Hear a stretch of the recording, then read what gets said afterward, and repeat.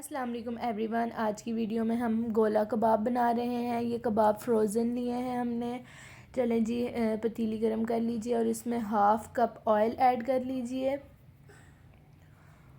और ऑयल को अच्छे से गरम करने के बाद इसमें हम अनियंस ऐड कर देंगे। अनियंस की अच्छी से मिक्सिंग कर लीजिए और इसका जो कलर है आप लाइट ब्राउन रखिएगा, डार्क ब्राउन ना कीजिएगा। इससे कलर सालन जो है बिल्कुल कड़वा हो जाता है।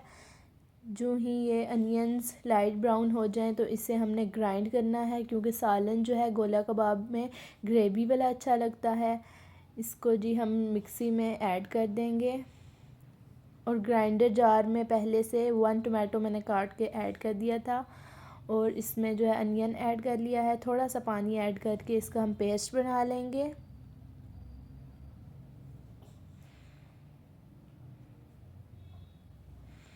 और जी मिसालों में हमने हाफ़ टेबल स्पून सॉल्ट लिया है, थोड़ा सा ज़ीरा पाउडर, 3 to 4 पिंचेस हल्दी ली है और दोनों मिर्चें ले ली हैं। थोड़ी सी हस्बे ज़रूरत हस्बे ज़ायका आप ले लीजिए और इन खुश्क मिसालों को ऑयल में डालकर अच्छे से भून लीजिए। इससे सालन का टेस्ट बहुत ही ज़बरदस्त आता है। अच्छे से भुनाई कर लीजिए। ये एक टिप है अच्छे और लजीज सालन को बनाने का। ये टिप है कि आपने मिसाले जो हैं ऑयल में 2 मिनट्स के लिए फ्राई कर लेने हैं। और इसमें 1 टेबल स्पून हम जिंजर गार्लिक पेस्ट भी ऐड कर देंगे और जिंजर गार्लिक पेस्ट को ऐड करके आपने अच्छे से इसे भून लेना है ताकि ब्राउन कलर का हो जाए और जो लहसुन की स्मेल है वो सालन में ना आए। इस पॉइंट पर जी ये पेस्ट रेडी है। पेस्ट अच्छी तरीके से आपने ग्राइंड करना है और ये हमने मिसाले में ऐड कर लेना है।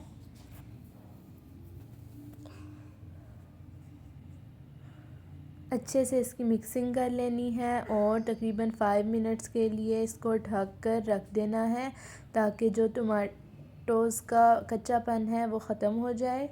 चलिए जी, मिक्सिंग हो गई है। अब इसको हमने आंच बिल्कुल हमने हल्की कर लेनी है और इसको हमने ढक कर रख लेना है तकरीबन 5 मिनट्स के लिए। 5 मिनट्स के बाद जब आप देखेंगे तो इसकी कंडीशन मिसाले की कुछ यूँ होगी। इस पॉइंट पे आप मिसाले को भून लीजिए ताकि इसका ऑयल जो है मिसाले का ऊपर आ जाए और अच्छे से जो टमाटर और प्याज का जो कच्चापन है वो भी ख़त्म हो जाए। आंच आप थोड़ी सी तेज़ कर दीजिए और इसको अच्छे से भून लीजिए। तकरीबन 5 मिनट्स की भुनाई के बाद आप इसमें गोला कबाब ऐड कर दीजिए। गोला कबाब हमने फ्रोज़न लिए हैं।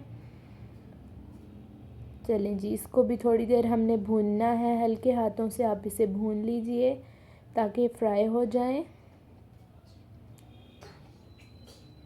और इसको ढककर तकरीबन 5 मिनट्स के लिए रख दें ताकि ये अच्छे से पक जाएं।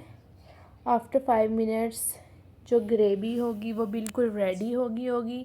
लेकिन जो गोला कबाब और अंडे का सालन होता है थोड़ा शोरबे वाला होता है। इसमें कसूरी मेथी भी ऐड कर दीजिए, इससे बहुत ही मज़े का टेस्ट आएगा।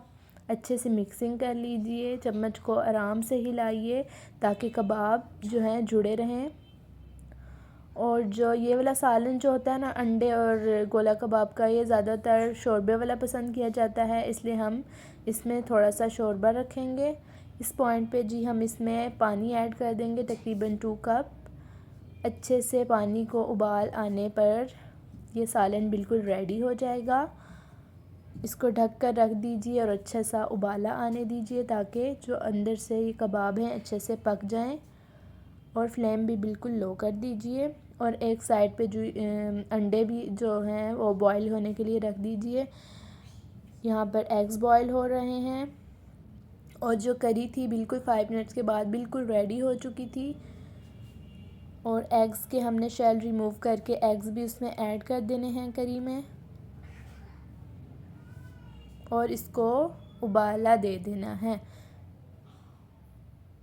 चलें जी, ये सालन बिल्कुल रेडी है। इसकी अच्छे से मिक्सिंग कर लीजिए। अच्छे से 2 बॉयल आ जाए तो ये सालन बिल्कुल रेडी हो जाएगा। इसकी मिक्सिंग कर लीजिए, इसे डिश आउट कीजिए उम्मीद करती हूँ आज की रेसिपी आपको पसंद आई होगी और इसको गार्निश कर लीजिए, धनिया और लहसुन, धनिया और पुदीना डाल लीजिए जो भी आपको पसंद है। ये देखें जी, सालन की कुछ कंडीशन यूँ थी। अब इसको हम डिश आउट कर लेंगे।